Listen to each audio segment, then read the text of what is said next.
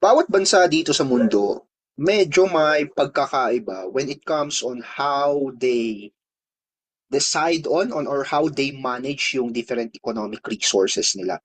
So you have to understand, back in our previous lecture, sabi natin na ang mga economic resources limitado yan, and dahil sa limitado siya, we are making choices on how we are going to prioritize the use and distribution of these resources. So for this specific lecture, ang titignan natin, ano ba yung iba't ibang mga economic ideologies? Sorry. Ano ba yung iba't ibang mga economic ideologies ng iba't ibang nation dito sa Pilipinas? So we can actually subdivide that into three major economic ideologies. So yun yung pag-uusapan natin sa simula. And then later on, hihimay-himayin naman natin yung mga specific na economic systems that is based off on these ideologies. So in summary, mayroon tayong three economic ideologies. We have market economy, mixed economy, and command economy. Ano kaya yung pagkakaiba ng tatlong ideologies na yan? So unahin natin yung ating discussion on the market economy. So remember yung ating mga economic problems? Ano-ano yung mga yon? What to produce, how to produce, for whom, when, and how much to produce.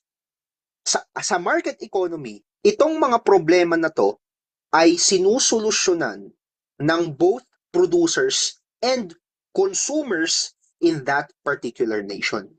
Ibig sabihin, ang driving force ng economic activity ay hindi iisang entity, but rather it is being affected by the dynamics of your purchasers and your sellers, or of your suppliers and your buyers. So dahil doon sa interaction ng dalawang parties na to, na ma-manage yung mga different economic problems na na-discuss natin in our previous lecture. So for example, yung problema ng what to produce. Saan nanggagaling yung sagot dyan? Nanggagaling yung sagot from the consumer preference. Kasi consumers naman, tayo na household, tayo ang magdidikta kung ano ba yung kailangan natin. So the idea of what to produce, or the answer to the question, what to produce, is being driven by our consumers. How about the problem of how to produce naman? Yung how to produce, ang nag-iisip naman dyan ng kasagutan ay yung ating mga producers who are seeking profit. Kasi in as much as they can, gusto nila na yung kanilang processing, na yung kanilang production would be efficiently enough para makapagbenta sila. So, attractive yung price, and at the same time, kumita sila. Hindi po sila, they will not be investing on a particular process na alam nilang hindi sila kikita. So the problem of how to produce is being solved by your producers. How about the problem of for whom to produce? Sino naman po ang ano naman yung indicator to answer that specific problem? Ang indicator dyan is the purchasing power. Kasi kung ano yung na-produce, it is basically, okay, kung ano yung na-produce, basically ang bibili dyan ay kung sino yung may pera. So masakit man na isipin, pero ganun talaga, lalong-lalo na under a market economy. So ang Pilipinas is a market economy because these specific problems are being solved by both the interaction of your buyers and sellers. But later on, we will see na ang Pilipinas pala ay hindi lang market economy. So meron pang another classification dyan na mas accurate when we look at the economic system dito sa Pilipinas. Yan. So, isipin nyo na lang, under market economy, ang production ay nakabase saan? Sa interaction ni buyer at ni seller. Ang opposite ni market economy, we call it as command economy. Dito naman sa economy, yung mga problem na what to produce, how to produce, and for whom to produce, ang nagde-decide dyan, gobyerno. So, gobyerno ang nagsasabi kung ano yung dapat i-produce na sa tingin niya kailangan ng tao. Paano dapat ito ipoproduce? Paano yung distribution? Ilan yung ipoproduce? Kailan ipoproduce? Etc. So, the command economy, medyo centralized yung economic decision making. Meron tayong centralized planning kung saan inuutosan ng gobyerno yung economic activity sa kanyang bansa. So, ang Pilipinas ay hindi pure command economy. Although from time to time, the government will actually take charge of some economic decisions, lalong-lalo na sa mga critical products katulad ng agricultural products. Kaya naman, ang Pilipinas is most accurately known as mixed economy. Okay? So, ano ibig sabihin ng mixed economy? Sa mixed economy, yan ay combination between the two. So may market economy na namamayagpag dyan. Ibig sabihin, the problems of the economic problems are being solved by the interaction of buyers and sellers. And at the same time, from time to time, nakikialam ang government. So for example, kapag si government ay naglagay ng price control, yan ay pakikialam ni government sa economic activity. Kasi kung tutuusin, kapag pure market economy tayo, dapat walang pakialam ang government sa pagkokontrol ng presyo. Kasi nga, under Adam Smith's thought, hayaan mo lang yung mga tao na yun, wag mo silang pakialaman, lalago yung ekonomiya mo. Pero sa atin, hindi. May mga time na si government nag-i-step in siya in order to propose and implement some regulations that will affect the economic activity of our particular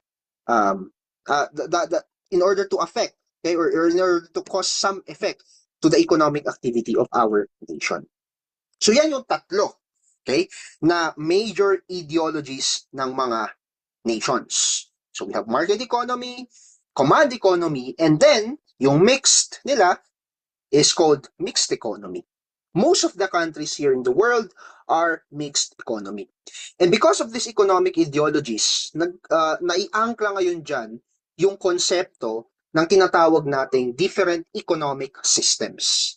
So iisa-isahin natin, ano-ano yung mga iba't ibang economic systems na ipinapatupad sa iba't ibang mga bansa dito sa mundo. So ang pinakauna dyan is capitalism. And your capitalism is actually defined or is actually linked to the market economy that we have discussed earlier on. So dito sa capitalism, okay, sabi natin it's a market economy, it is also a free enterprise economy. And we call it a free enterprise economy kasi walang nagdidikta kung paano gagawin yung economic activities. Again, ang driving force under market economy is the interaction of buyers and sellers. So under capitalism, wala dapat nagdidikta kung ano yung dapat gawin para payamanin ng isang bansa or para ma-drive up yung economic activity ng isang bansa. Dapat libre both the sellers and the buyers to make their own decisions. Diyan napapasok yung freedom of choice rin na goal ng economics natin. Ano pa ang iba't ibang characteristics ng capitalism? First, walang central economic plan. Kasi nga free siya. Walang anyone on top that will dictate on how the economic activity should take place. So hindi pinaplano ng government kung ano yung ipoproduce, paano siya i-distribute. Dito sa Pilipinas, hindi ginagawa ng government yon.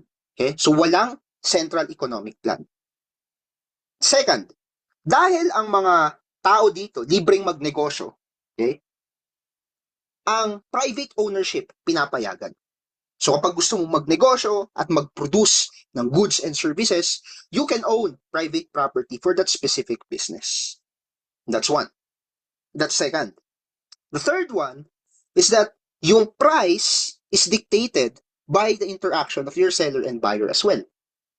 So more than likely, although iba-iba yan sa different market structure, but more than likely, ang presyo nakasalalay sa interaction ni buyer at saka ni seller. Remember the law of demand, right?